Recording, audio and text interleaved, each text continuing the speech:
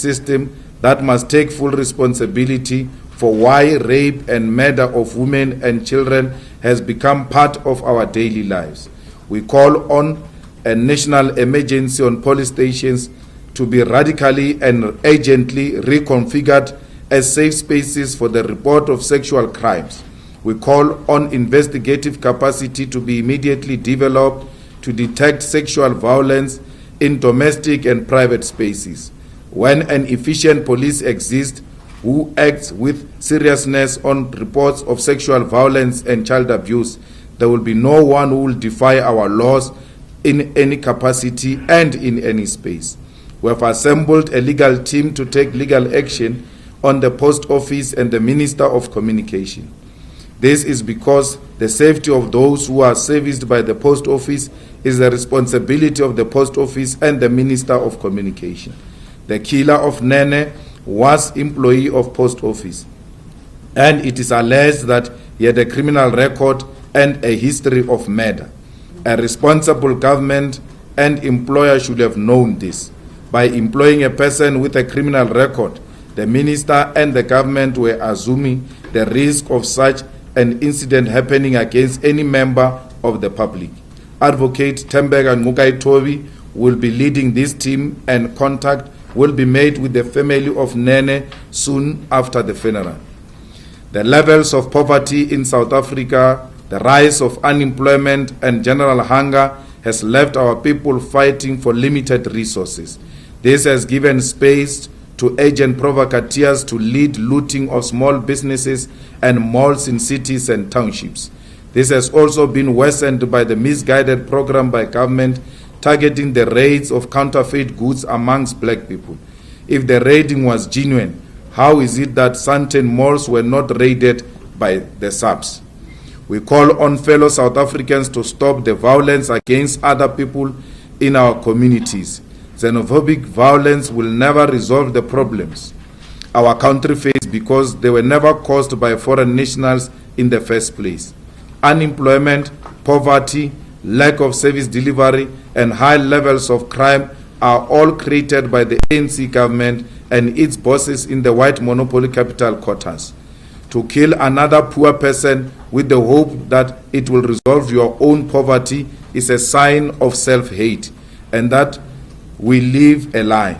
It is impossible for a poor person to be the cause of the poverty of another poor person.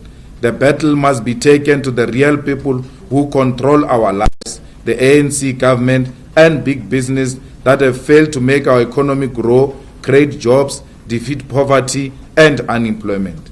Africa's problem will never be resolved by disunity. Only a united Africa can resolve the problem that have troubled the continent for centuries. We therefore make no apology when we call for African unity, in particular renouncing the colonially imposed borders. The EFF has noted the Tito Mboweni, now ANC internal discussion document on the economy, as a direct declaration of war against the working class and black people in general.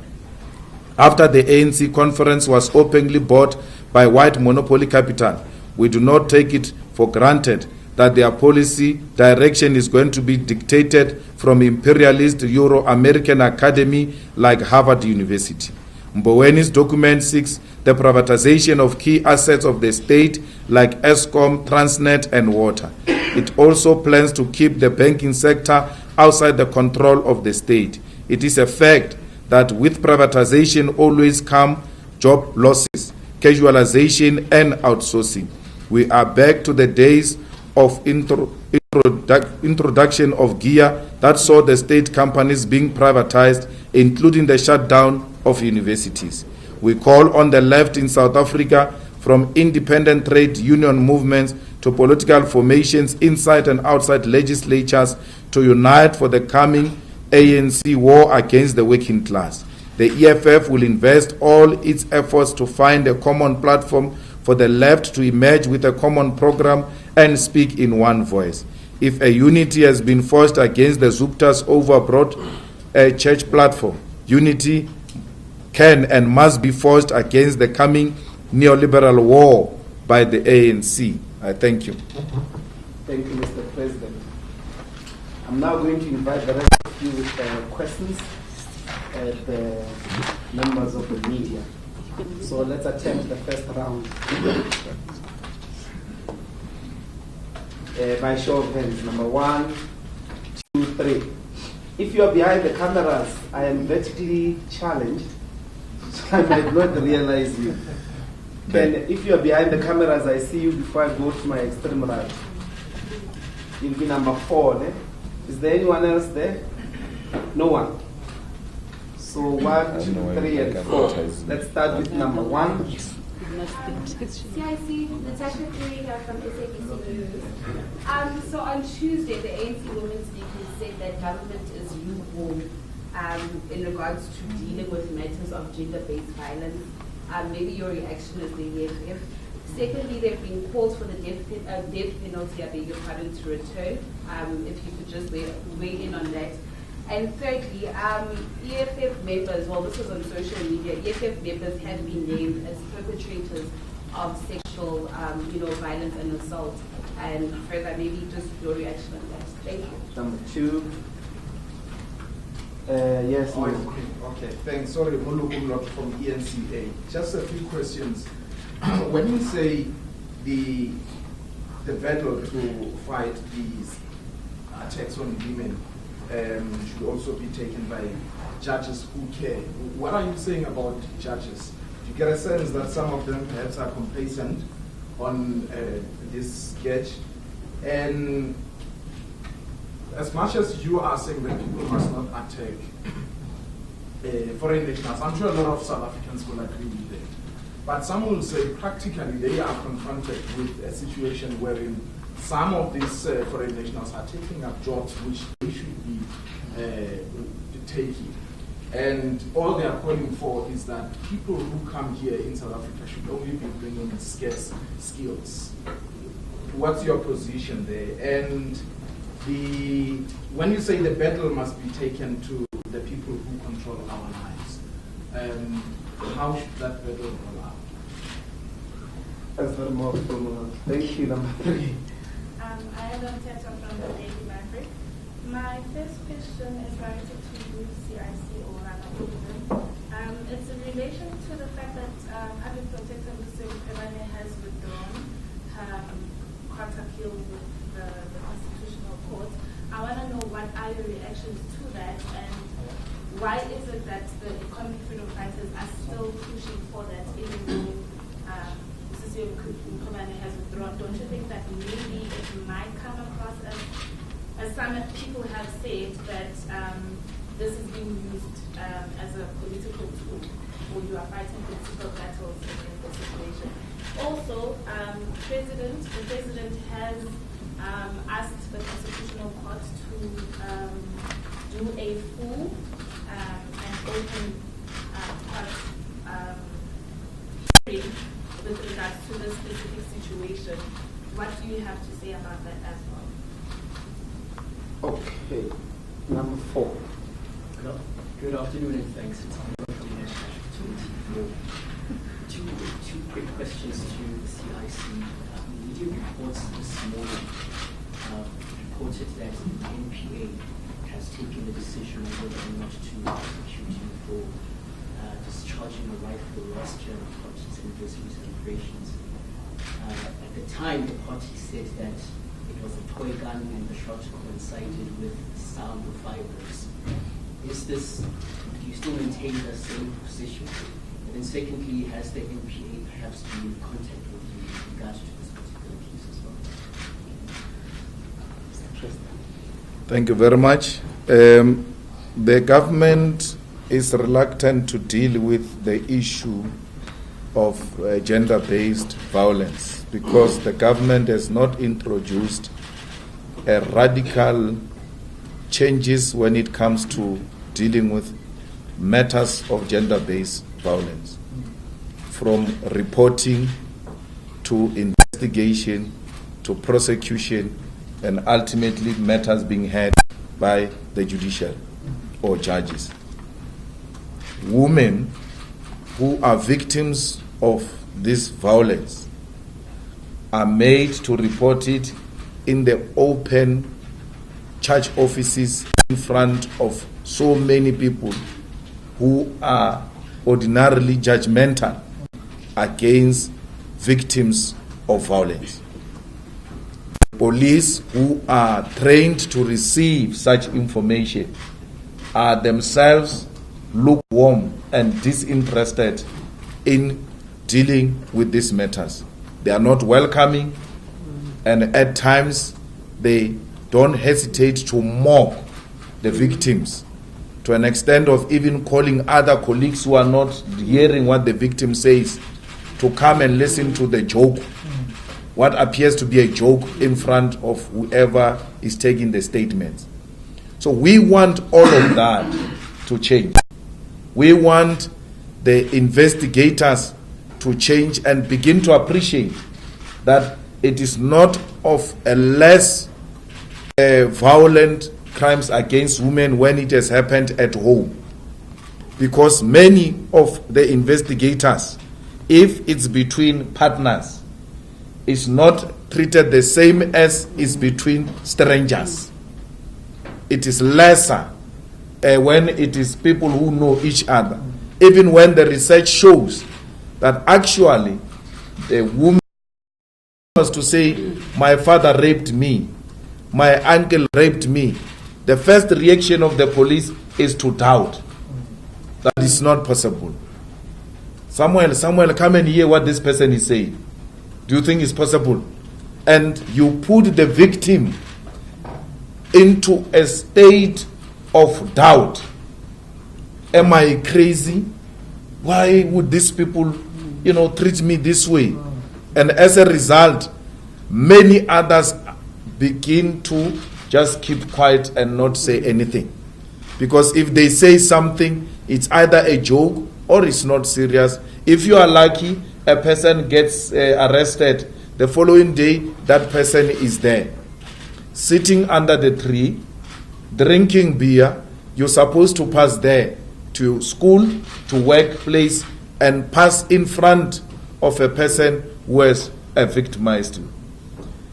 From prosecution point of view and the judicial, we want to make sure that it is not easy to give a person a bail. It must be easy, I advocate Mpofu, to win a case, but it must not be easy to get a bail. Because even at that point of getting a bail, the emotions are still very high. And everyone else says, even at a point when we're all angry, this person was still released. So, where's with me? My story is not very clear. So, imagine if I was to report this person, yet in the community there is no riot. People are not angry. They don't know my story. It's a very quiet story. It doesn't have attention. Imagine if I report such a person. It's going to be worse than that one who was exposed and the whole community was up in arms, yet he still got a bail. So we want the bail applications to be tightened.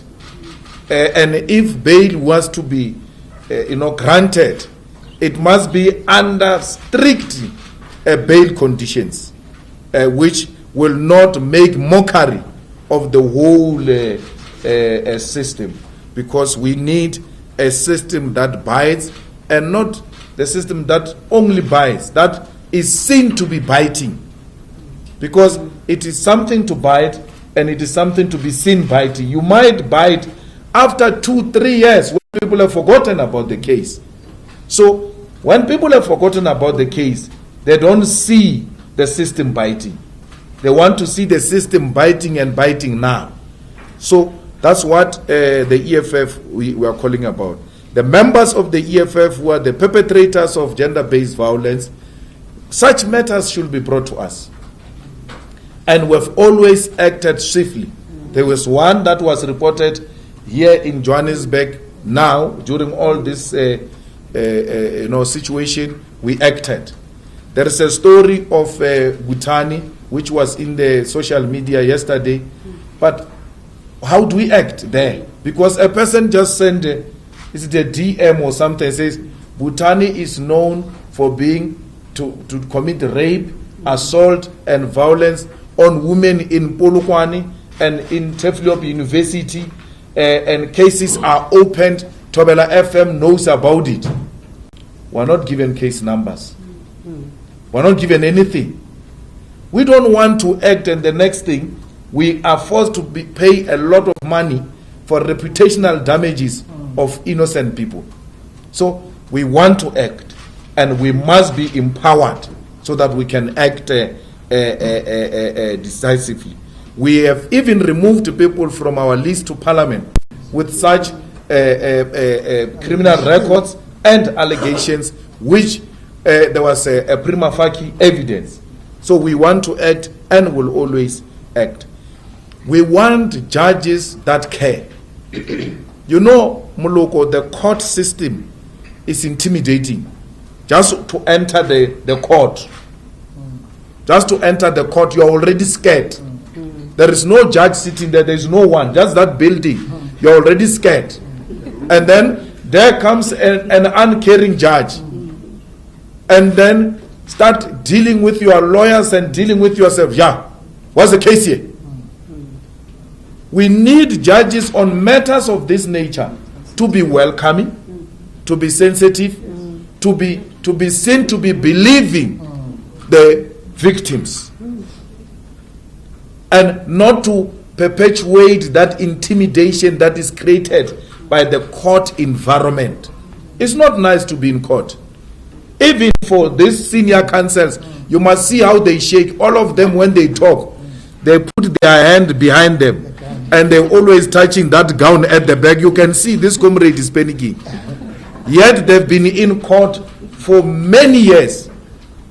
A victim of sexual violence goes to court for the first time. And because of that intimidating environment, she's unable to even present her case. All we are saying to our judges, please be welcoming. We are dealing with madness here. Our women are being targeted. War is declared on them. Let's support them. Let the court be a welcoming environment for victims of gender-based violence. There is no one who takes a job from South Africans. No one. They are being offered jobs. They don't take. They are offered. They don't take. The owners, okay, let's start here. The owners of the means of production is white people. When you say private sector, it's a polite way of saying white people. It's a polite way of saying white people. There is no foreign nationals in government. There are no foreign nationals in government. Those cleaners, those DDGs, those senior managers, those DGs are not foreign nationals. There is no government that employs foreign nationals. It is the private sector. Simply put, it is white people who prefer foreign nationals over South Africans. And after employing foreign nationals, they come to you and say, Dali, don't you think this borders being let loose like this has led to foreigners taking jobs, and as a result, South Africans don't have jobs? That's what they say. So they instill in that, in us, that no, it is foreign nationals who are taking jobs, when it is them who are giving them jobs. They own restaurant. Because if we can quantify the whole thing, who employs foreign nationals between government and the private sector? Restaurants, retailers, the hospitality in general, the farm workers. Who owns the farms? Who owns the farms? It is white people who employ foreign nationals. After employing them, they come to us and say, don't you think these borders being loose have led to these levels of unemployment? Plenty this self-hate amongst us. And because we are unemployed, and because we've got government with no solutions to crisis of poverty and widening gap between the rich and the poor, we begin to start believing that. They always tell us who to hate, who to love. They always tell us what is wrong, what is right. So the private sector, the white monopoly capital, must take full responsibility for this mess we are faced with. There is no government here that employs foreign nationals. If they are there, it's one or two there and there. It's not a serious issue in government. The problem we have with the so-called taking jobs is in the private sector. Who is the private sector? Who owns private capital? Is the white minority. That's why, even when we are killing each other, a human being is shown on a video hit with a big brick on the head, the rent strengthens. The rent strengthens. Because the owners of capital are happy that animals are at each other. Can you imagine if you have hit a white person with a brick on the head? What would have happened to that currency? Currency is not affected. The animals are at each other. We have successfully made them fight amongst themselves. And we are not affected by that. Capital is happy. We are killing each other. The rent has strengthened. It has never been this strong. In so many months, it is strengthened by black on black violence. When the blacks are killing each other, the rent gets excited. Who owns the rent? Who owns the capital?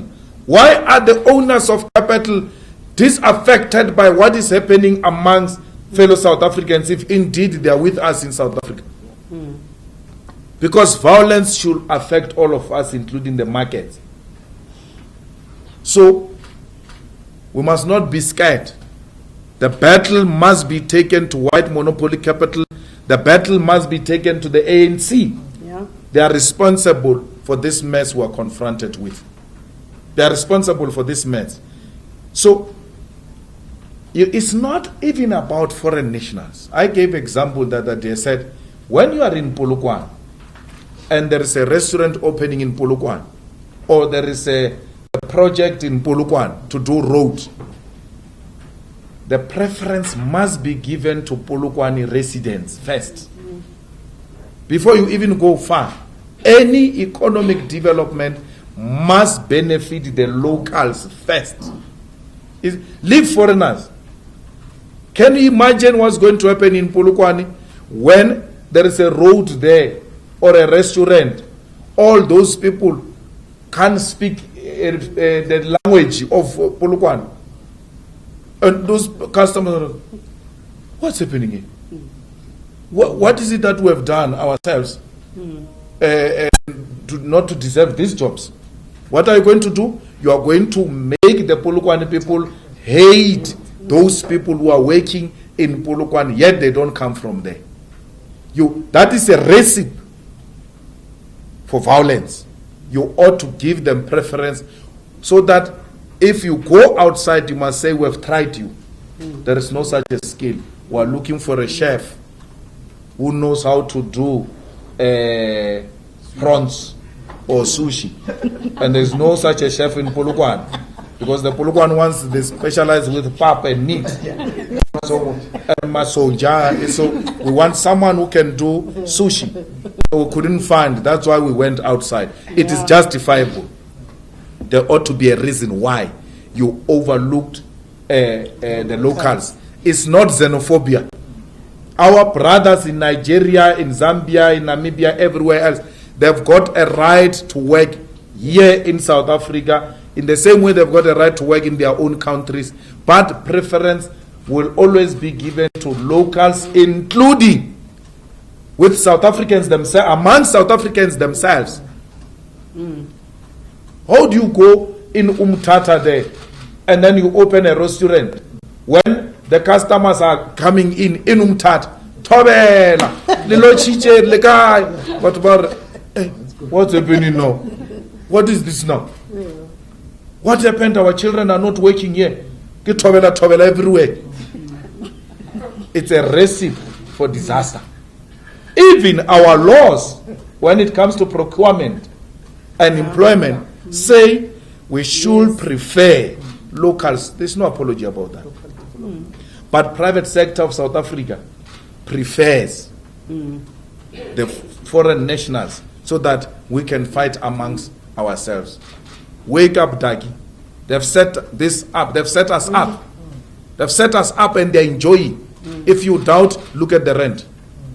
If you're in doubt, how can the rent strengthen when people are killing each other here?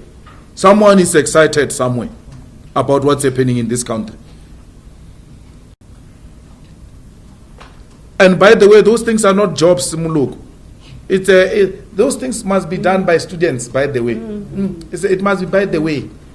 Can't talk restaurant things as jobs. You can't talk those retail things as jobs and farm workers as being jobs. We need quality, permanent, well-paying jobs. And in that space of quality, permanent, paying jobs, you can't find any foreign national. We are made to fight for crumbs because that's what we deserve as Africans. Well, we never said we are going to Constitutional Court to appeal the case. On condition public protector does that. We don't take our mandate from public protector. We don't even talk to her. She finds us in court joining her. We don't require permission to do anything. If our constitution is threatened, we will protect it. We don't need anyone's permission. And Shem, your favorite is supporting us. Your favorite president is supporting us. He says, let the highest cost put a clear certainty on these matters. Your delinquent favorite, Jamnandas, has got a problem with that.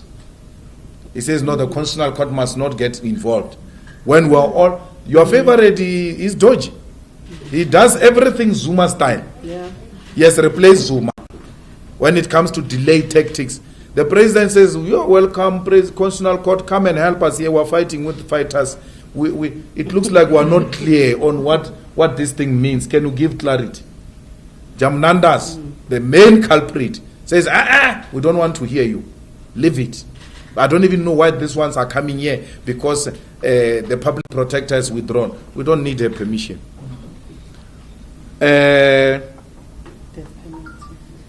We went to the to Constitutional Court on Nganda, on Speaker, without permission of the public protector. By the way, when public protector was releasing the state capture report, Tulima Donzela, I called her because Zuma was going to interdict. I asked her, are you going to oppose? She said, I'm still not sure. We're consulting with the lawyers. I told her we're going to oppose it. She came, joined us. We took a decision first to oppose Zuma's interdict against the release of the state capture inquiry by Advocate Tulima Donzel. That's us. It's our history, Shem. We don't wait for anyone. Where we see a threat to the Constitution, we intervene immediately. We don't support death penalty. We don't at all. Anyone who says we must bring death penalty must come and present the scientific evidence of where death penalty has succeeded in reducing crime. You must come. You must not be emotional here and start taking wrong decisions which are going to victimize all of us. We were on social media yesterday. A list of different brothers was given there. Hey, this one raped me, this one. There was a one called Pule, who later on it was discovered, no, it's fake news. In the era of death penalty, kill. By the time we kill Pule, The news come later. Now I was playing Lena. We can't bring Pule back. But the reason also we don't support death penalty is because the legal system here in South Africa is very expensive. You may be wrongly accused and you may not afford proper legal representation. And you go to intimidating courts and you are unable to express yourself properly, and the innocent soul get hanged. We need a system that is self-correcting, that if we've sent you to life, we can be able to come back and say, no, it was a mistake. It was a miscarriage of justice. Come back. We even sue the government. We compensate you, and then we go after the real perpetrators.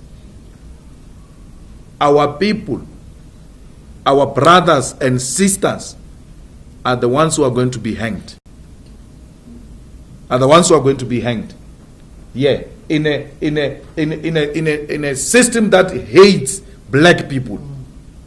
Because this system is designed to just hate black people. In the place of death penalty, we need a binding criminal justice system. Our laws are there. We are being failed by police. Must not be scared to say police are failing us. Police are failing us.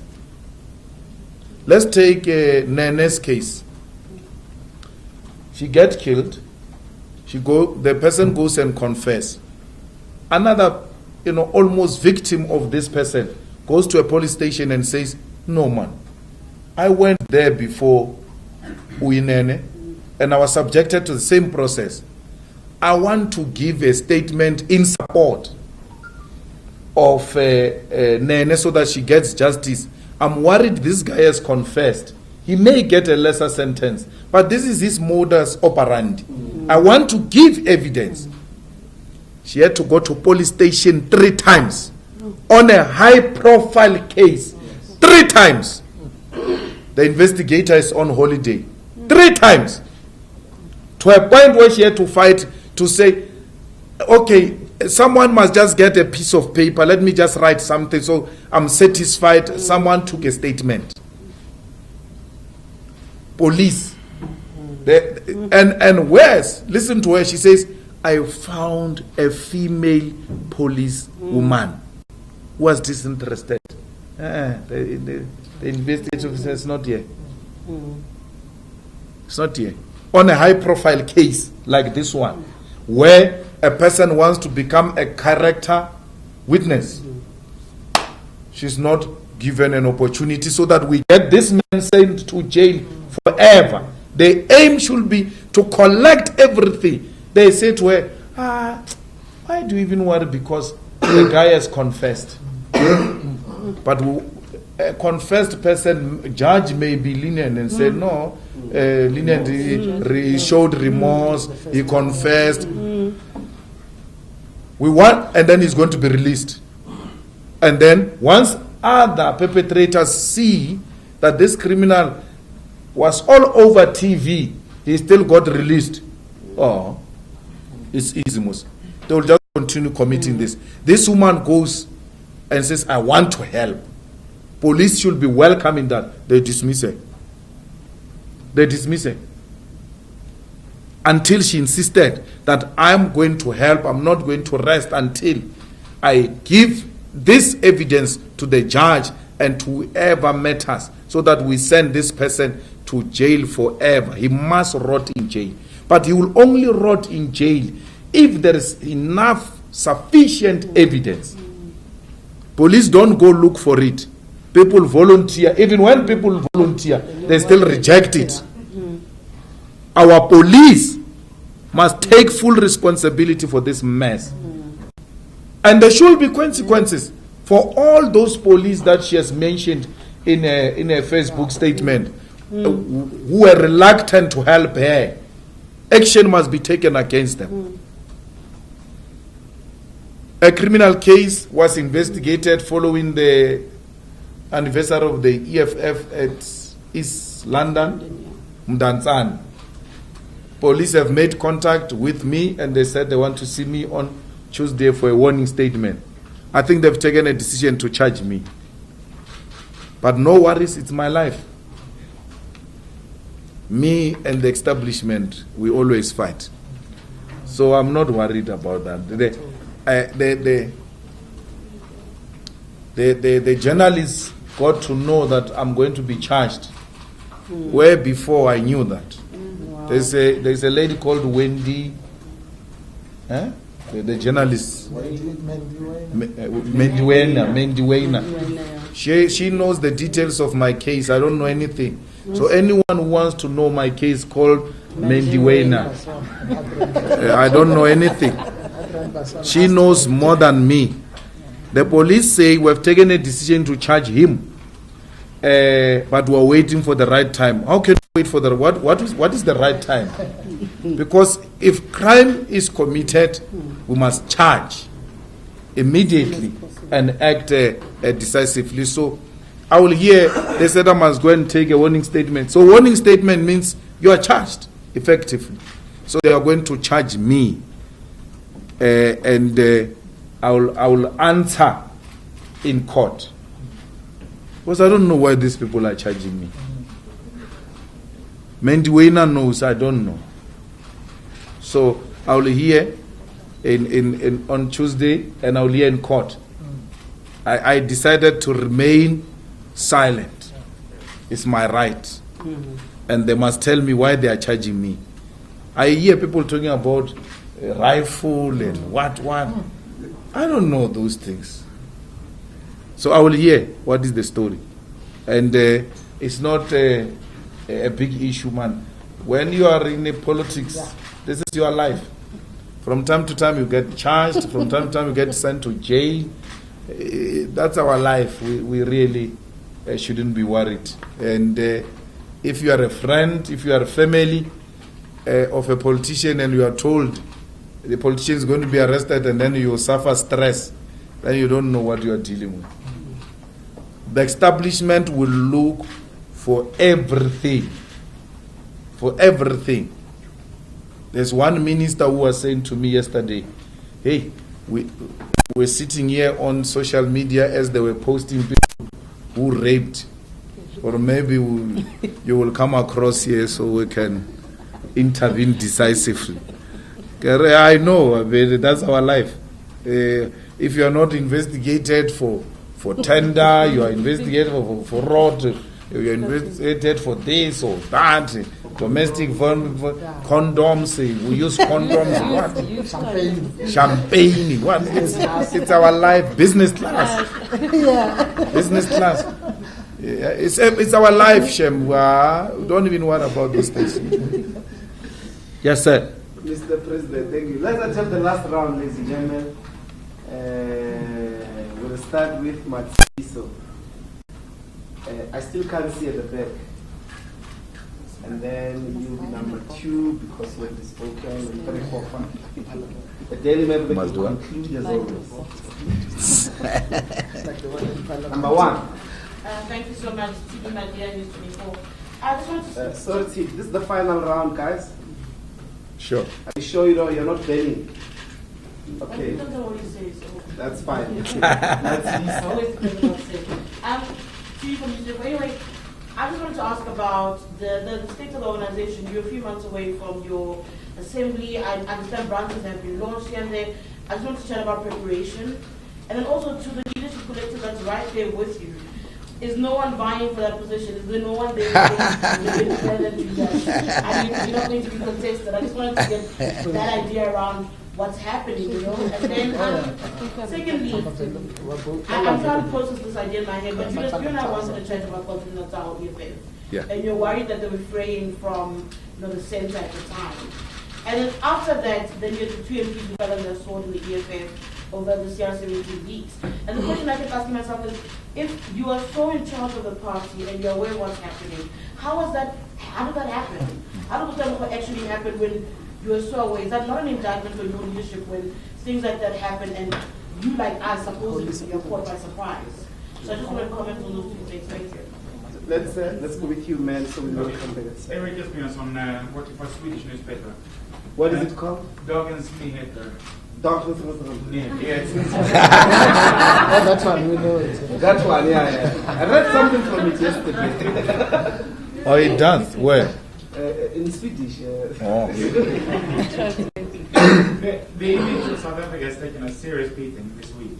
And I see very upset reactions all over the continent. Not just, of course, it's worse probably between South Africa and Nigeria, which is serious in itself because it's the two biggest economies. But I see anger all over social media in Africa. And I'm just wondering, what's your message to people who watch this unfold in South Africa? And also, what's the way forward? How do South Africa repair this? Excellent. Thank you. Dad. I'm Shane from Sunday Times. Mr. Manima, first of all, I've got three questions. Yeah, sure. First would be, I understand you stated the problems that have implicated that of foreign nationals and all the other issues that we're facing.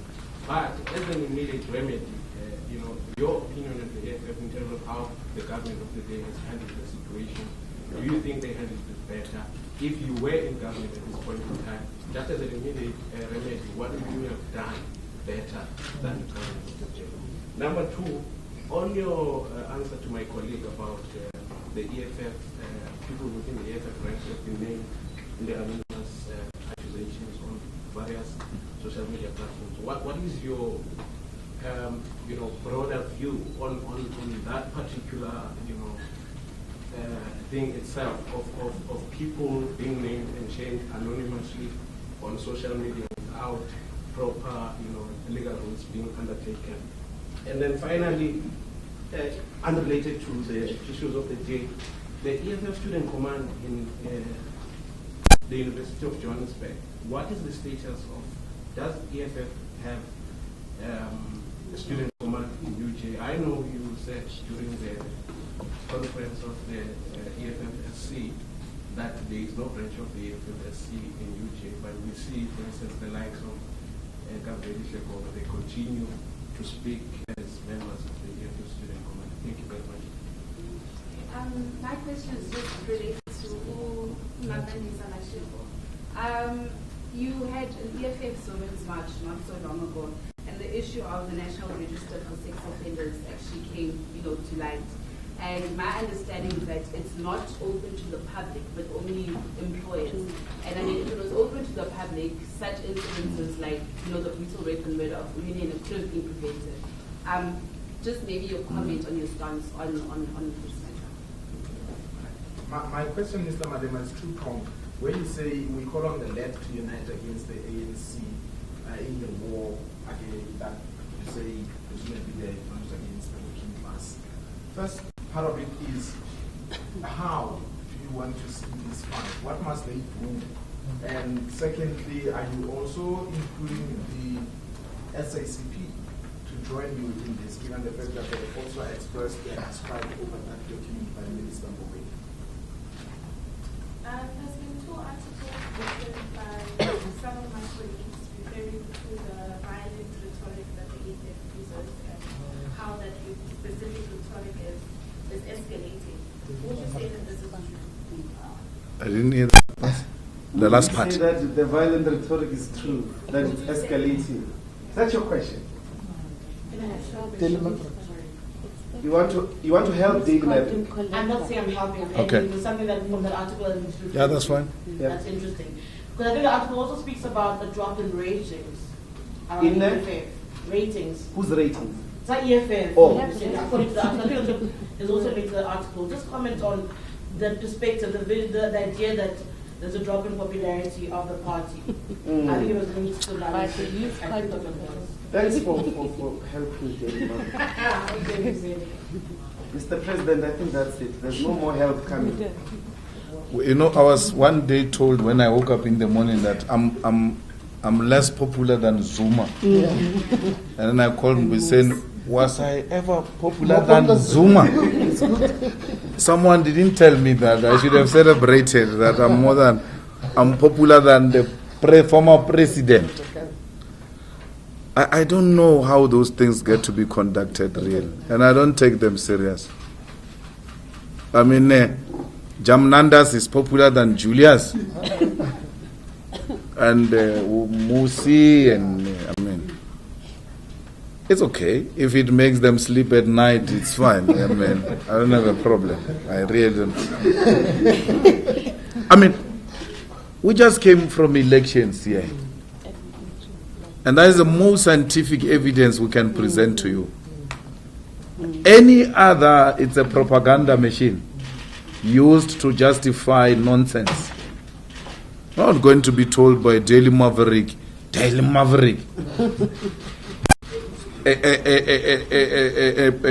institution sponsored by George Soros. It must tell me whether I'm popular or I'm not popular. No, Daily Maverick can't tell me anything. It takes money from people who are engaged in state capture and regime change projects all over the world. Yes. And I will never stop you from asking me questions or covering me. I've got no such power. But I know who you are. The hand that feeds you controls you. George Soros controls you. And therefore, really, I'm not interested in what you think. You have made the EFF a project, Daily Maverick. You have made the EFF a project. And it's a personal project. And you must know this, you will never win. Because white people do not know what works for black people or doesn't work for black people. They don't know how they can go and influence black people to hate the EFF, which is our 99.999% support base of the EFF. You have no influence at all in our constituency. So whatever article you are writing, you are talking to yourself and not our people. There is no violent language that the EFF is using. We're using a proper language to deal with violence. Because we're in a violent situation here. We're victims of racism, which is violence. We're victims of economic oppression, which is violence. We are selling labor to capitalism, which is violent. The only language they understand is the one we're speaking.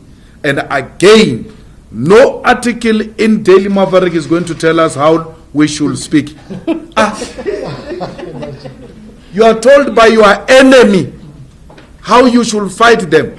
They kick you, and then they say to you, no, in return, kick me this way. Yeah. Don't kick the stomach. Don't kick the stomach. Kick the thighs. No ways. We are going to kick you very hard. Very hard. If you say our language is violent, it means you are feeling it.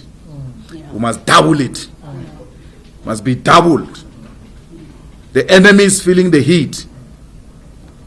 The only organization in South Africa that is hated by white capital and the establishment is the EFF, because it presents an alternative. We're not part of the status quo. We are here to disrupt a dinner table of George Soros subjects. We're not here to make them happy.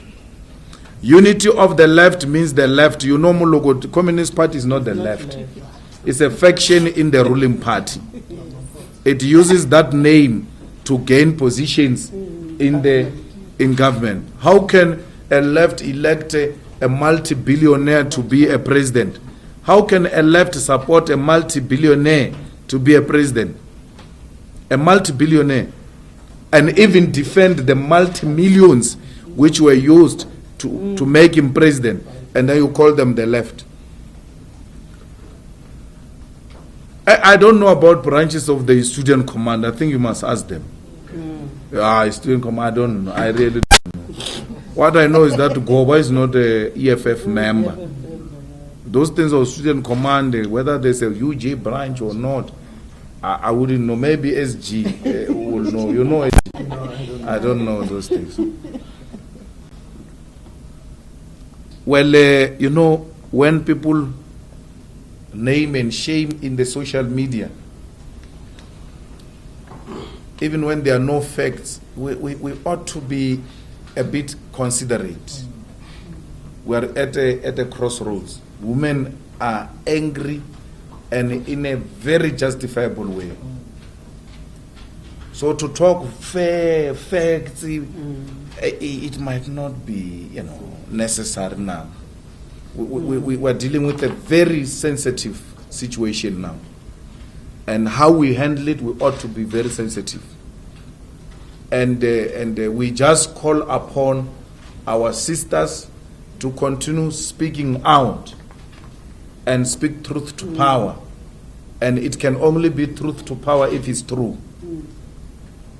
They don't need us. We can't tell them how they are going to wage their struggle against a war which is declared against them. They use all forms of weapon to defend themselves. They are hating, they are in pain. So to come and want to pass judgments that the social media platforms are fair or not fair, if we are accused, you all have the platform to respond. The Premier of the Northern Cape, who was named in Durban survivors, he released a statement saying it's not true, and he has since taken the matter up with the police, and he has also returned to Twitter about such false accusations. So we men who are the perpetrators of this violence against women, if you think you are wrongly mentioned with malicious intention, you've got a recourse. Yes. You've got a recourse. You can take action, but to come here and tell women how they need to fight their enemies will be to perpetuate their pain, and therefore we are not in position to even enter that space.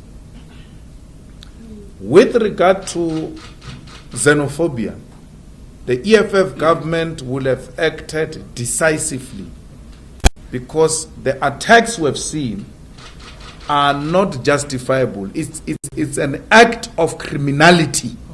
We must call them for what they are. It's crime. It's crime. Okay, let's say Nigerians are selling drugs. How do we solve that? We solve it by drugs, which is a crime. By selling crime, they commit crime. Do we solve it by committing crime? By murdering? By subjecting people to mob justice and kangaroo courts? You cannot replace crime with crime. You cannot replace a tendency with a tendency. It's an act of crime. One caller says Malema must come to Captain Park and see these Nigerians selling drugs openly. And my response is, it's crime. Report it. The police which are refusing to act, you must report them too. And you can even bring that to the EFF's attention, that this place they sell drugs, and we'll send SG to go and buy. We'll go and buy SG. Let's see. And the SG buys. And then we'll go to the police that they are selling drugs there. So many people have been coming to report this case. You have not done anything about it. It's a societal, collective responsibility, all of us, to root out crime.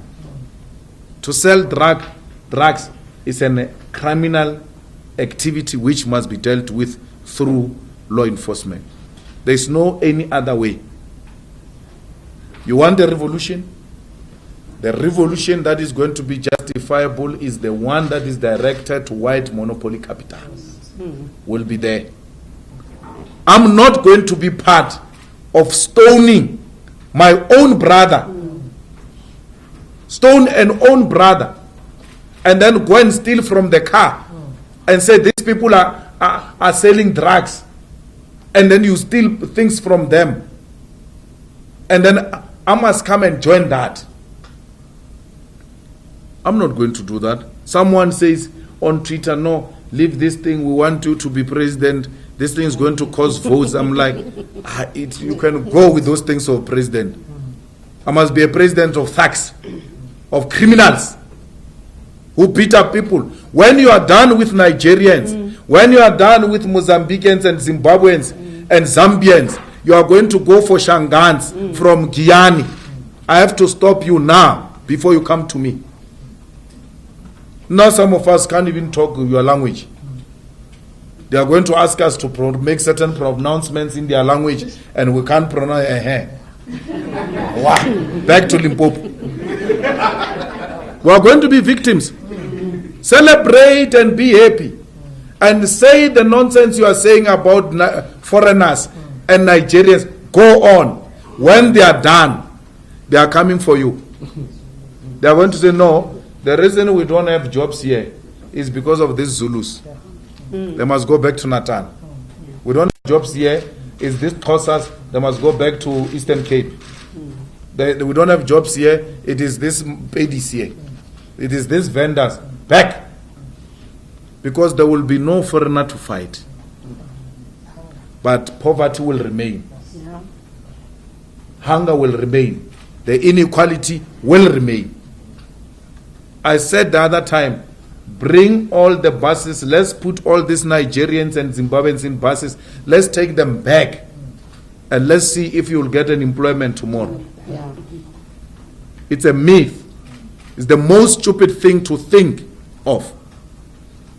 You are justifying crime and you give it nice names called xenophobia, Afrophobia. It's crime.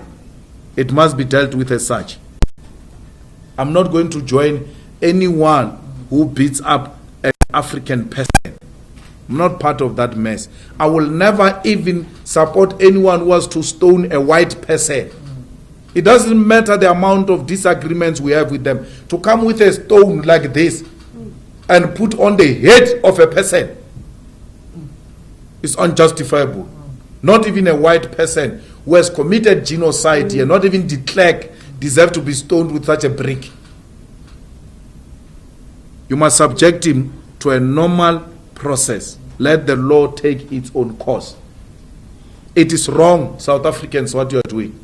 It's bad, it's uncalled for. It's barbaric, it's madness. It is not a Nigerian, it is not a Zimbabwean that killed Uinene. It is us, South African men. It is us who are committing violent crimes against our women. The problem is with us. Let's solve it. Where there is crime, crime has got no nationality. Crime has got no color. Crime is crime. It must be punishable. Don't tell me, no, Nigerians must stop selling drugs here. Nigerians must stop selling drugs even in Nigeria. If they are selling drugs. Drugs must not be sold anywhere by anyone. It's a crime. It must be dealt with as such. All my sisters and my brothers in Africa who said will no longer go to South Africa to perform because of this violence, I support them. They've taken a stand. Take a stand, bloody coward. Take a stand. They've taken a stand. All those who refuse to play friendly games with Bafana, thank you for refusing. Take a stand. Criminals have taken our streets here. They are damaging the good image of South Africa. Take a stand. We will fight crime. It doesn't matter who's doing crime. We'll fight it. We must fight crime. But there is no way of fighting crime through committing crime. We're not part of that mess. Anyone with an EFF t-shirt must play very far from that madness. We're not part of madness.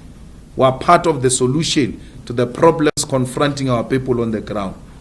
And the immediate solution to that, to the problems that are facing us, is the removal of the ANC and confrontation of white monopoly capital. That's what we need to do.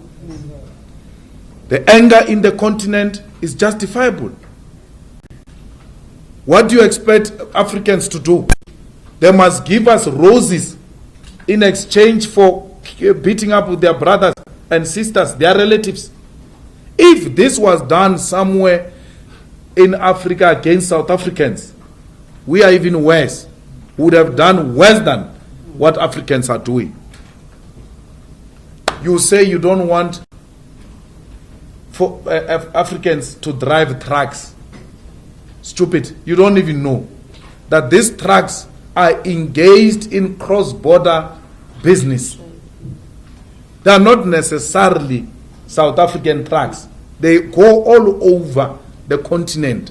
No, we don't want them here. If you don't want them here, they are not going to allow South African truck drivers to come into their countries. Therefore, these trucks, even if they are South Africans, they won't have business. Go on, bloody fool. Go on and destroy your own economy out of stupidity.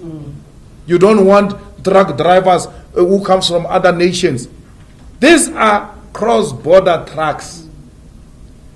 Ordinarily in that business, you get different nationalities. It's like that. It's like that. So why are you engaged in such stupidity? Please. South African men were made to run in Zambia who are driving trucks now. Because they were told our people are being butchered and beaten in your country. Stop it. If you want the continent to treat you properly, stop what you are doing. Stop it. So we are saying to our fellow African brothers and sisters, it's not all of us. Majority of us, we know that we are not South Africans. We are Africans. There's nothing special about South Africa. There is no South Africa and African continent. We are African continent ourselves.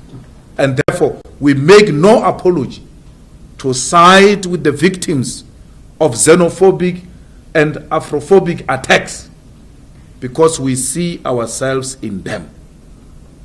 And therefore, you should please, we know that you're feeling pain. We know that you are angry. But it is not all of us. And we are dealing with that problem here in South Africa. Don't hate all of us. We are with you. We support the positions you have taken as African artists, as recognizable individuals, as sports personalities. We understand your anger and we support it. But please don't brush all of us with the same brush of xenophobia and Afrophobia and self-hatred. We love ourselves in the EFF and we see Africans as a mirror to show us of how we look like. We see ourselves through those people.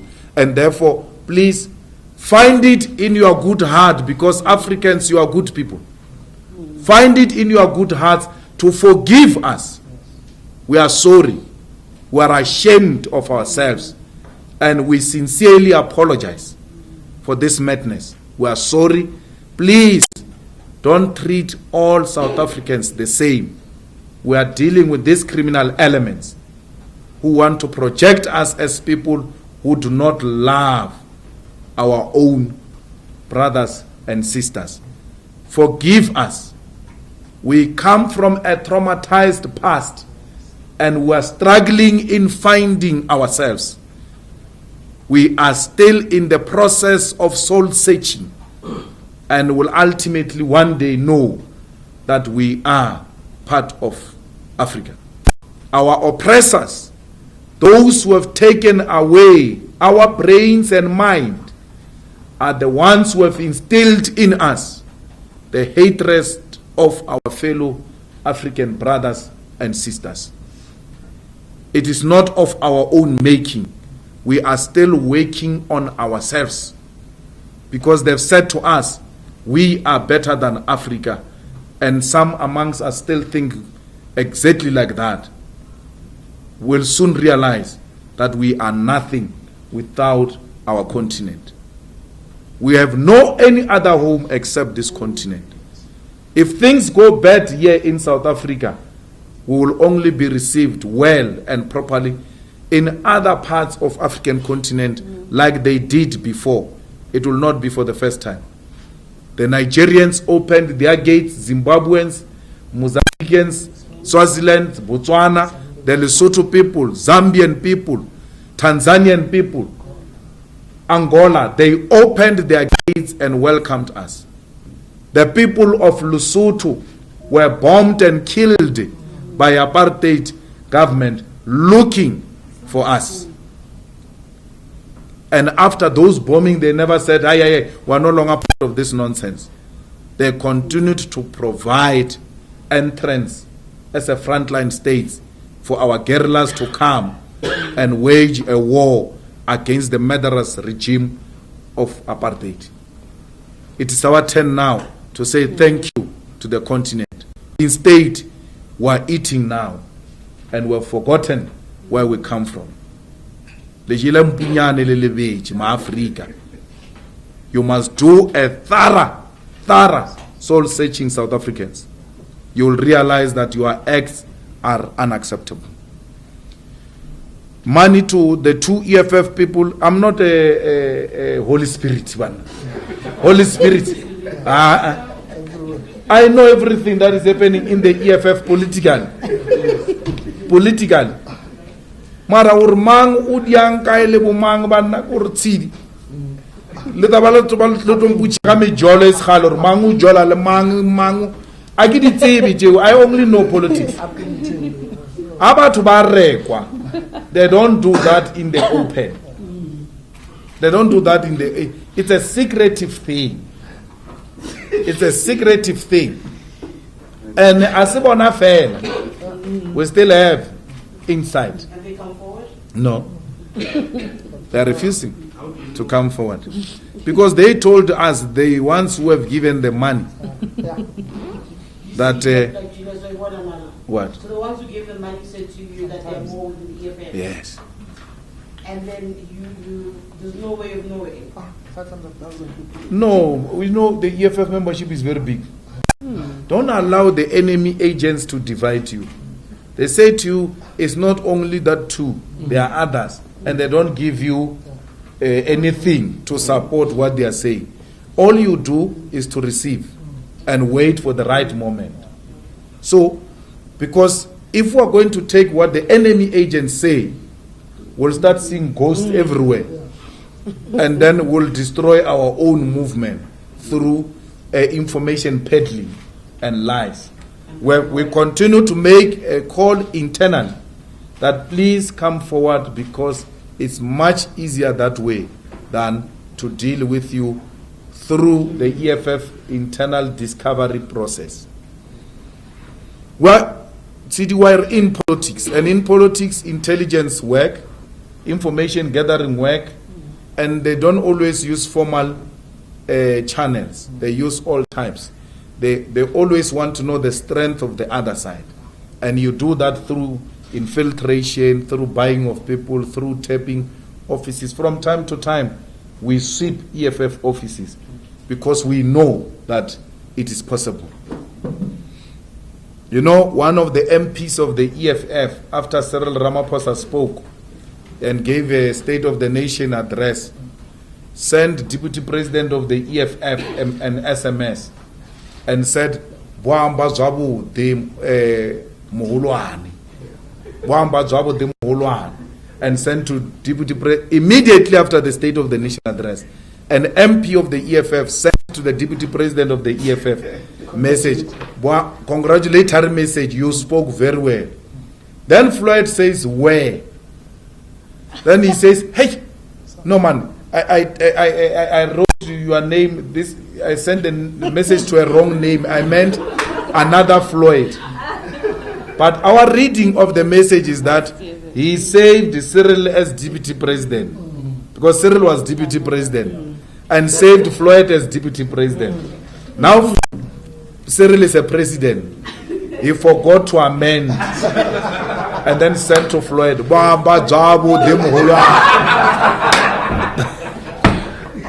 Wamba Jabu. And he said, hi. It was sent to a wrong Floyd. I mean, there was no any other Floyd that spoke that time. There was only one man who spoke at that time. And that message can only mean that man. What can you do? We just receive. But every time the person moves, you're like, Wamba Jabu. Wamba Jabu there. CD, you're going to get a form after this meeting. You're going to fill it in and go to your branch. And then nominate from a branch. And after you have nominated, we'll answer the question whether we're available or not.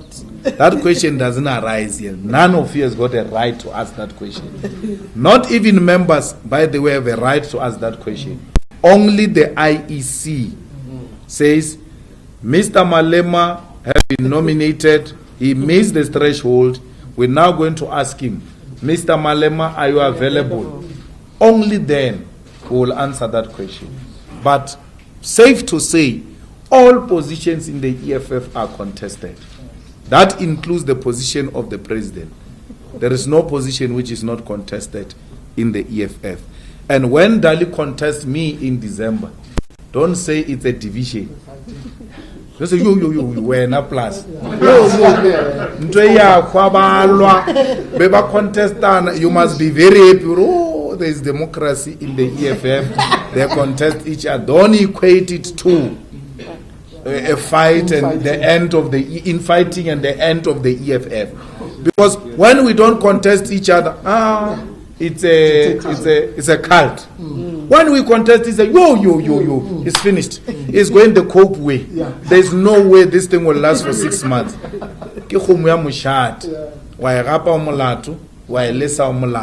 There's nothing we can do. We're ready for the conference. The branches are still going through. We started very slowly as usual. You know our people like last minute arrangement. There's going to be a madness towards the deadline. That is what you call a rush hour. So once they see the deadline is coming, all of them will now want to go to their branch people's assemblies to elect delegates. We're happy this process is smooth, is quiet. There are disputes there and there where they say our branch was not taken to a BPA properly, and we're dealing with that internally. Every time people raise those complaints. So, and there's a general discussion amongst our leaders in the provinces and regions about where the EFF must go in terms of policy and who are the correct leaders to take the EFF to that direction we want it to go. So, so far so good. I think the conference will and should take place in Nazareth. They asked you a question about something. Answer. Yes, about the registry, the sexual offenders registry. We raised a lot of issues with 5 different entities, as you know. And the issue of the offenders registry cuts across the Commission for Gender Equality, the SAPS, and obviously the NPA. So we didn't raise it in a linear way, but also to address the question about that it was in relation to state employees as it is currently sort of conceptualized, because in reality it doesn't even exist. So the President spoke to a couple of those issues, but key to this is that we were trying to emphasize the issue of deterrence, that even if the rate of conviction, low as it is, between 6 and 8% as it is reported, still doesn't speak to the dire situation of gender-based violence and gynocides against specifically black women and children, because you know majority victims don't even open a case because majority victims are deterred by the criminal justice system's lackluster performance in investigating, prosecuting and convicting and keeping people in jail. So it actually deters victims, which means the point we were trying to raise was that we need a more perpetrator focused criminal justice system as opposed to this perpetrator-friendly environment. And so the issue of expanding the register, making sure that all gender-based violence and sexual offenders are actually published regularly. We even made recommendations to them, President, that they should use social media more often the way we do.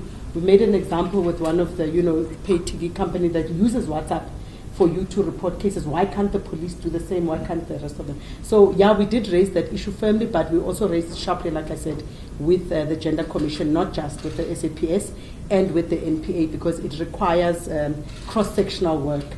But, of course, we know that even if it does happen, they're not likely to do it anytime soon because, they're unable to update the current one that has such a limited scope. Yeah, but just as a final input, President, we have on the 7th of November, because we were supposed to have it on 3 various programs related to this issue in August, but because of obviously our program to launch, to hold branch people's assemblies, we had to push our program forward. But on the 7th of November, we'll be having 142 police station picket across the province, which covers all the police stations of Gauteng. So we're hoping to influence other provinces to do the same so that we can get into the Guinness Book of Records with just 15 to 10 people, activists in each police station. Be like an all women, as as it has become tradition.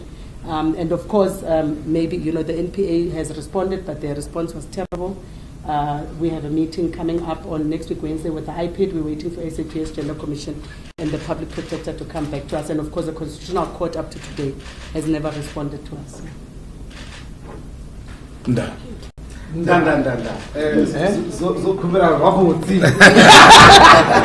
you, everyone, and have an excellent day. Thank you. No, it's okay. You don't do it. You finish.